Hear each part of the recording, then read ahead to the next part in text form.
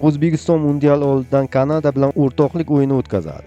Jahon chempionatiga qizg'in tayyorgarlik olib borayotgan O'zbekiston milliy terma jamoasi iyun oyida navbatdagi muhim sinovni o'tkazadi. Terma jamoa mundial mezboni hisoblangan Kanada terma jamoasiga qarshi o'rtoqlik uchrashuvida maydonga tushadi.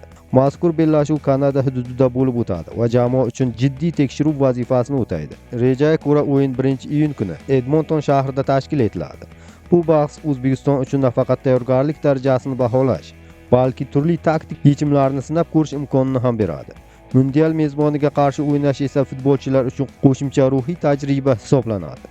Ma'lumot uchun, O'zbekiston jahon chempionatida K guruhidan joy olgan bo'lib, u yerda Portugaliya terma jamoasi, Kolumbiya terma jamoasi hamda play-off bosqichidan chiqadigan jamoa, Kongo terma jamoasi, Yamayka terma jamoasi yoki Yangi Kaledoniya terma jamoasi bilan raqobat olib boradi. Kanada terma jamoasi esa B guruhida bahs yuritadi.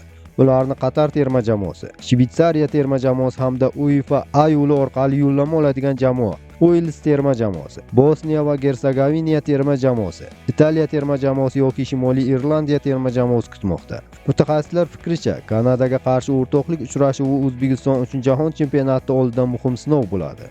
Muxlislar esa milliy jamoaning ushbu bahsdagi o'yini orqali mundialda qanday jamoani ko'rish mumkinligini taxmin qilish imkoniga ega bo'ladi.